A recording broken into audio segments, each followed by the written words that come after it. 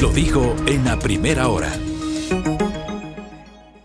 7 de la mañana con 12 minutos, amigos. Iniciamos ya con nuestras entrevistas aquí en la primera hora y les decimos que este jueves fue noticia una rueda de prensa en la que miembros de la Policía Nacional que investigaron presuntos vínculos entre la mafia albanesa y personas cercanas al presidente Guillermo Lasso denunciaron persecución por parte del Estado y la Fiscalía. Y en este contexto anunciaron que solicitaron medidas cautelares ante la Comisión Interamericana de Derechos Humanos a fin de que se obligue al Estado ecuatoriano a tomar medidas de precaución para la seguridad física de los uniformados.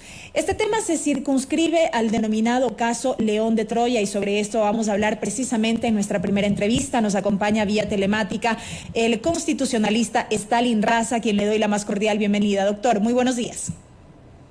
Buenos días, Belkis y Fabricio. Un saludo cordial a su audiencia. Doctor, antes de aterrizar en detalles sobre esta solicitud de medidas cautelares ante la CIDH, sí quisiera poner un poco en contexto para nuestra audiencia a qué se remite este denominado caso León de Troya, cuya investigación estuvo a cargo de 2 uniformados de la Policía Nacional. Precisamente, el caso León de Troya surge de una investigación de equipos de policías antinarcóticos que estaban haciendo seguimientos, que estaban haciendo operaciones de inteligencia y que estaban ubicando a miembros de esta mafia denominada mafia albanesa. En el contexto de esa investigación descubren ellos que existirían reuniones, que existirían contactos telefónicos, que existirían vínculos, en definitiva, esto es lo que ponen en su informe, con personajes allegados al presidente de la República, con el señor Rubén Cherres, que a su vez es amigo y tenía contactos también con el señor Danilo Carrera, que es el cuñado del presidente de la República. Entonces ellos presentan este informe, este avance del informe investigativo, y se lo entregan al fiscal, y posteriormente empiezan los hostigamientos, los traslados de ellos hacia provincias peligrosas. El teniente coronel Erazo es trasladado hacia el distrito sur de la ciudad de Guayaquil. El teniente Rengel es trasladado hacia la provincia de Esmeraldas, que como todos sabemos son provincias donde se ha concentrado los niveles de violencia y la mayor cantidad de asesinatos producto de ajuste de cuentas, del crimen organizado. Ellos reciben más adelante amenazas en sus teléfonos celulares en contra de su vida y en contra de su familia si hablan, si presentan el informe, porque recordemos que en medio de esto lo que ocurrió es que ese informe fue presentado por el periodista Anderson Boscan en la Asamblea Nacional, y como resultado de esto fueron llamados a la Asamblea a comparecer los altos mandos de la policía, pero también los oficiales que habían hecho la investigación. Y ellos deciden no asistir, primero porque habían sido amenazados y luego porque los mandos tampoco autorizaron sus comparecencias, ¿no? Entonces ellos deciden no asistir, pero presentan sus denuncias ante la Fiscalía General del Estado. Y esas denuncias no han sido tramitadas, no han sido procesadas, no se ha investigado de dónde provenían esas denuncias.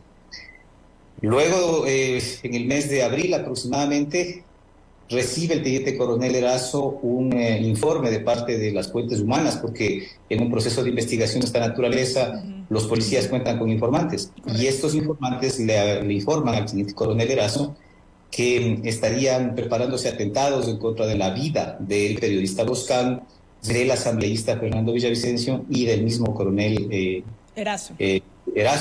Hay que recordar que el asambleísta Villavicencio, como ya tuvo conocimiento de este informe en la asamblea, por lo que se hizo público este informe en la comparecencia del señor Boscan, empezó sus investigaciones, y el propio asambleísta Villavicencio había manifestado en varias oportunidades y en varias comunicaciones a los medios que él se había reunido con el presidente de la República para tratar sobre el contenido de este informe.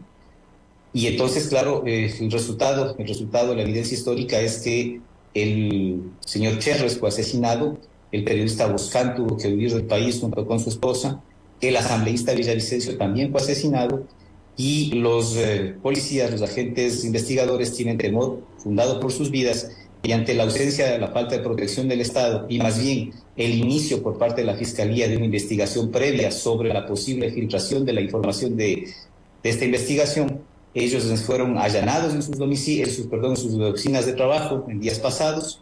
Se buscaba quitarles las computadoras, los teléfonos que contienen la información de esta investigación. Y en el caso del teniente Rengel, el día domingo en la noche, dos camionetas y 3 motocicletas llegaron hasta las afueras de su casa y efectuaron disparos de advertencia, de intimidación. Así que frente a ese estado de cosas, ellos decidieron presentar su queja a organismos internacionales en vista de que el Estado no los protege, sino que más bien los hostiga, y pedir a la Comisión Interamericana medidas cautelares urgentes. Esa petición ya fue ingresada. Así estamos. Este caso en su momento fue archivado, entiendo, porque entre las conclusiones se determinó que no existía este nexo que originalmente se había determinado, y luego la investigación fue reabierta por la Fiscalía. Así fue, eso ocurrió efectivamente. Después de la presentación del informe de los 2 oficiales, ellos fueron cambiados de la unidad, sacados de la unidad antinarcóticos, trasladados a estas provincias que yo les mencionaba, y otros agentes investigadores se hicieron cargo del proceso y elaboraron un informe final que recomendaba el archivo del caso y que sirvió para que el fiscal pida el archivo al juez, y el juez archivó. Después de que el informe se hizo público y después de que se hizo mediático el tema en la presentación en la Asamblea, la Fiscalía decidió traer el expediente desde Manta a Quito y decidió disponer la reapertura del caso para continuar investigando.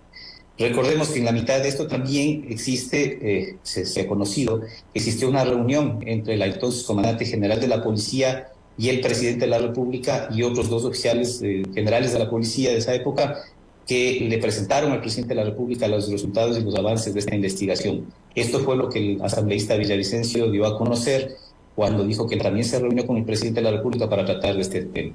Así que un poco por ahí vamos sosteniendo los indicios, las evidencias de cómo fue que se hizo el archivo de este caso, la reapertura, y cómo es que hemos llegado a este momento. Ahora bien, doctor, los 2 uniformados y ustedes que constituyen su defensa han reiterado y han recalcado que ellos han sido objeto de persecución y hostigamiento por parte del Estado. ¿En qué se ha traducido esto? Usted ha hecho referencia, por ejemplo, a estos traslados hacia estos puntos del país. Adicional a esto, ¿qué otros aspectos han configurado esta persecución y este hostigamiento del cual hacen referencia? Bueno, estos 2 últimos hechos, ¿no? Estos 2 últimos hechos de iniciar más bien procesos investigativos en contra de ellos, de allanar sus oficinas de trabajo, de no brindarles además la protección. Otra forma de hostigamiento y otra forma de desprotección es no cumplir con las tareas que tiene asignada la policía. La policía también tiene responsabilidad ahí por omisión.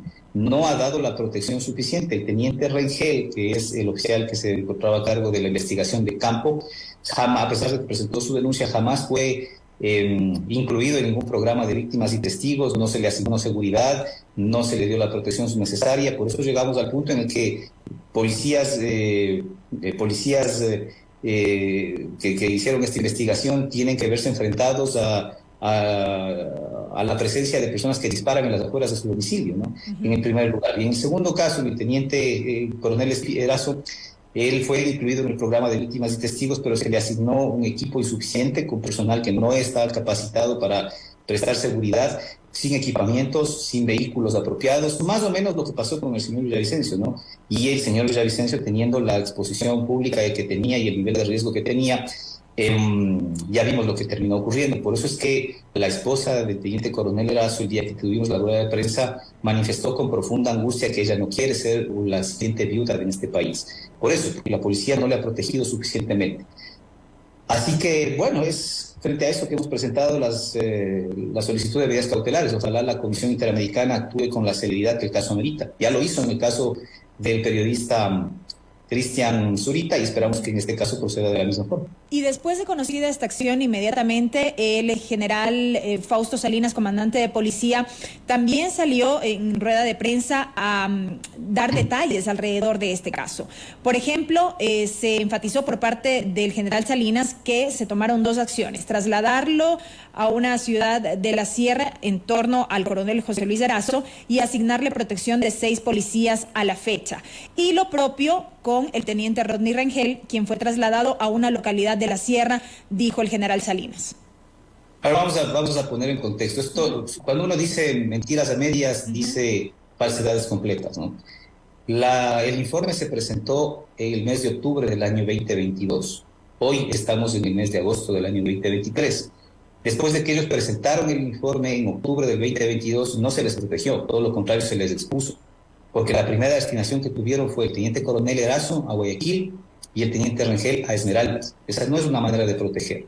Recién después de que se presentan estos informes de alerta sobre la posibilidad de atentar contra la vida del periodista Boscán, del señor Villavicencio y del propio teniente coronel Erazo, deciden, eso es abril de este año, recién, ¿no? Deciden trasladarlos a la ciudad de Quito.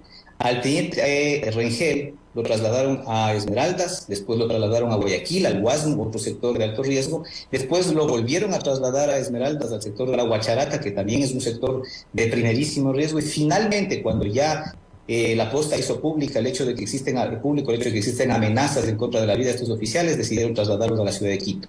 Al teniente Rengel no le han dado ninguna protección.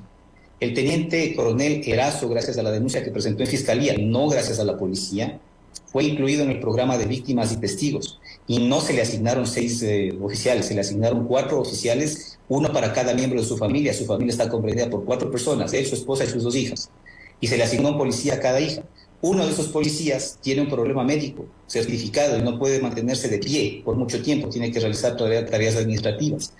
3 de los policías que fueron asignados a él están en proceso de ascenso y tienen que ser cambiados, y tienen que asistir a los cursos, y tienen que asistir a las tareas de capacitación. Y recién después de que se hizo la rueda de prensa el día miércoles de esta semana, se acercaron la gente del programa de víctimas y testigos para decirle al teniente coronel Erazo que le iban a incrementar la seguridad con 2 policías más. Esa es la realidad de las cosas, hay que decirlas completas, no a medias. Justamente, y sobre esta última parte que usted acaba de señalar, doctor, el general Salinas enfatizó que la policía no persigue a nadie, que se ha dado todo el resguardo que se necesita y que se va a incrementar, precisamente lo que usted dijo, en medida del análisis de riesgo, que se lo manifieste. Eso más o menos fue lo que dijo el general Salinas. Desde que ustedes anunciaron sobre la solicitud de medidas y luego de este pronunciamiento oficial por parte de Fausto Salinas, en estas horas, en estas últimas horas, en estos últimos días, ¿qué ha sucedido de nuevo? ¿Ha habido algún acercamiento, ha habido alguna medida, alguna acción en el sentido de que se confirme esto que dijo Fausto Salinas? Bueno, la propuesta para el teniente coronel Erazo de que le van a incrementar 2 policías más a su seguridad. Eso no significa mucho, ¿no? Lo que hace falta es hacer un verdadero operativo, una cápsula de seguridad. No es suficiente incrementar personas que a uno le acompañen, sino realizar medidas efectivas de protección y de seguridad. Ya vimos, una vez más, tengo que volver a esto, aunque es lamentable, pero ya vimos lo que pasó con el asambleísta Villavicencio. Tenía gente que le acompañaba, no que le protegía. Y eso es lo que nosotros reclamamos. Hay una diferencia muy grande entre que esté uno acompañado por miembros de la policía, que esté protegido. Y en el caso del teniente Rengel, lo que ha pasado es que recién después de la rueda de prensa se ha acercado un capitán para ofrecerle que le pueden incluir en el programa de víctimas y testigos, a lo cual él les ha dicho que bueno, que hagan el análisis de riesgos y de seguridad, pero que tengan en cuenta que la denuncia de él está presentada desde diciembre del año 2022 sobre las amenazas que recibió, y que recién ahora se acercan después de la rueda de prensa a ofrecerle la protección del programa de víctimas y testigos en las condiciones que ya hemos visto que le dan al teniente coronel Erazo, ¿no? Que son insuficientes. Y más allá de eso, lo que ha ocurrido es que ayer en la noche hemos recibido la notificación para que los 2 oficiales se acerquen ya a rendir versiones en la Fiscalía sobre el caso donde fueron objeto de los allanamientos. Y en cambio las denuncias sobre las amenazas de muerte de ellos duermen el sueño de los justos, no han sido tramitadas. Además de este temor legítimo por la integridad física de los uniformados, ¿hay algún tipo de temor, insisto, respecto de repercusiones por esto que se ha hecho público y por esta denuncia, si se quiere, que se ha hecho pública de persecución por parte del Estado? No, esto lo veremos más adelante, ¿no? Lo que pasa es que, y esto lo conocen los mandos policiales, en este país las cosas se suelen enfriar, la memoria es frágil, y después de que se presentan las denuncias y que se presentan las ruedas de prensa y que se hace la solicitud de medidas cautelares, es muy obvio, sería muy obvio que se inicie algún proceso disciplinario o alguna retaliación institucional en contra de los oficiales. Por ahora, esperamos que esto no ocurra más adelante. Precisamente una de las acciones que tiene que realizar el Estado es proteger, no perseguir. Y ahora que el Estado está alertado de que hemos solicitado las medidas cautelares, la Comisión Interamericana ya nos ha confirmado que ha recibido el caso a trámite y lo va a estudiar. Pues entonces esperamos que el Estado reaccione con eso, y en lugar de esperar a que la Comisión o el sistema interamericano le exijan a través de las medidas cautelares que tome las acciones necesarias, esperamos que las tome de su propia cuenta. y que no persiga, efectivamente que se haga realidad lo que ha dicho el comandante general de la policía y que no persiga, que más bien proteja. Y ojalá que la Fiscalía también siga la misma línea. En la rueda de prensa que ustedes brindaron también hicieron referencia a una serie de actos intimidatorios en contra, sobre todo, del teniente coronel Erazo. ¿Podemos conocer detalles de qué es lo que ha ocurrido? Bueno, estos actos intimidatorios fue eso, lo que acababa yo de decirles. Recibieron a sus teléfonos celulares mensajes directos donde se les amenazaba que si ellos hacían público, daban declaraciones o mencionaban detalles del caso de la investigación, tenían entonces que atenerse a las consecuencias en contra de su vida y en contra de la vida de sus familias. Esto fue lo que denunciaron en Fiscalía y no ha habido ningún avance. Porque también se había hecho referencia a que hace unos días, al parecer, 2 camionetas, 3 motocicletas se detuvieron fuera de la vivienda del teniente Rengel y que se habrían realizado disparos. Sí, en el caso, ya lo dije, en el caso del teniente Rengel fue eso, no en el caso del teniente coronel Erazo, pero sí en el caso del teniente Rengel. Por suerte, el teniente Rengel tiene cámaras de seguridad afuera de su casa que filmaron, que registraron todo esto y esos videos ya fueron enviados a la Comisión Interamericana. Ahora bien, doctor, una vez que han presentado esta solicitud formal, ¿cómo es el trámite para que en efecto la CIDH pueda conceder estas medidas cautelares? ¿Cuánto tiempo tomaría? ¿Cómo es el procedimiento como tal? Bueno, la Comisión prioriza los casos dependiendo de la urgencia, ¿no? Hay casos en la Comisión Interamericana de solicitud de medidas cautelares que toman años o que a veces ni siquiera se contestan. Pero hay otros donde la urgencia amerita que la Comisión intervenga pronto. Ese es un ejemplo tenemos en el caso de Cristian Zurita. La Comisión Interamericana en un tiempo bastante rápido le concedió las medidas cautelares, de aquí en este momento medidas cautelares, y nosotros le hemos invocado también ese antecedente a la Comisión Interamericana, sabiendo que el caso se relaciona con temas parecidos, que tienen que ver igual con la intervención de grupos armados, de grupos de delincuencia organizada, y que tiene que ver con personas que estaban relacionadas o que conocieron el caso del informe León de Troya también, ¿no? Entonces, esperamos que la Comisión Interamericana sea sensible a este tema y considere que existe gravedad sobre el caso y se pronuncie pronto. Y mientras eso ocurre, mientras se espera un pronunciamiento por parte de la CIDH, ¿qué expectativas tienen aquí casa adentro? Bueno, la expectativa de que reaccione el gobierno, reaccione las instituciones estatales y en lugar de perseguir, proteja. Eso lo veremos en los días próximos, ojalá se concrete. ¿Podemos recordar en qué estado está la investigación como tal? ¿Cuál investigación? Del caso, ¿cuál de tantas? Porque existen varias. Del caso León de Troya. Sí, fue reabierto el caso y lo trajeron acá a Quito, y aquí en Quito está investigándose en una fiscalía, en una de las dependencias de la Fiscalía General del Estado. Eso es lo que conocemos, pero conocemos por referencias generales, ¿no? Ellos no forman parte de ese proceso de investigación. Y ahora, en lo que tiene que ver con estos procesos abiertos, en contra de ellos, ¿en qué estado nos encontramos? Ellos están sometidos en este momento a una indagación previa por el supuesto delito de difusión de información reservada, porque al parecer la Fiscalía presume que ellos habrían entregado la información que fue parte de su investigación para que sea difundida después, como se hizo público a través de los medios de comunicación. Nada más alejado de la verdad y más absurdo, porque ellos todo el tiempo se han mantenido o han buscado mantenerse en el anonimato precisamente para precautelar su vida y la de sus familias. No son ellos que buscaban protegerse quienes tenían que haberse expuesto públicamente. Resultaron expuestos públicamente por la presentación que se hizo en la Asamblea de los detalles de esta investigación y de la investigación misma. Entonces, obviamente, quien presentó esta información fue el periodista Boscán. El periodista Boscán habrá tenido sus fuentes. Todos sabemos que en el medio periodístico, de acuerdo con los estándares de protección de derechos humanos de la libertad de expresión, los periodistas no se encuentran obligados a revelar sus fuentes, y ya que la Fiscalía haga su investigación y la lleve adelante está muy bien. Lo que no está muy bien es que después de tanto tiempo de haberse hecho público el informe, recién ahora, coincidencialmente ahora, que pasa la primera vuelta electoral, que hay los resultados de esa primera vuelta electoral, se activa el proceso en la Fiscalía y hacen allanamientos que además nos parecen francamente desproporcionados, porque si la Fiscalía quería tener información sobre esta investigación o sobre cualquier información que tengan o que hayan podido tener los oficiales, bien podía pedírsela. Los oficiales estaban obligados a entregársela bajo las consideraciones de reserva que tiene la investigación previa. Pero eso de armar un operativo policial, de movilizar todo un aparataje de intervención, de entrar a las oficinas de ellos en la propia Policía Nacional y de buscar de manera agresiva los documentos y la información de las computadoras y de los teléfonos. Eso habla de la desproporción con la que se está manejando, de las prioridades que tiene la Fiscalía para investigar uno y otro tema. En tanto que la investigación del caso León de Troya, donde existen probablemente nexos entre la mafia albanesa y personas cercanas al gobierno, camina a pasos lentos. Esta otra investigación en contra de los investigadores resulta que sí se mueve a pasos ágiles, muy ágiles y con medidas de carácter desproporcionado. Entonces ahí vamos viendo las diferencias de prioridades de las investigaciones, ¿no? Investigación, y con esto cierro, investigación que se mueve a pasos ágiles, pero que todavía, o sobre la cual no podríamos determinar cuándo concluye esta etapa de indagación previa.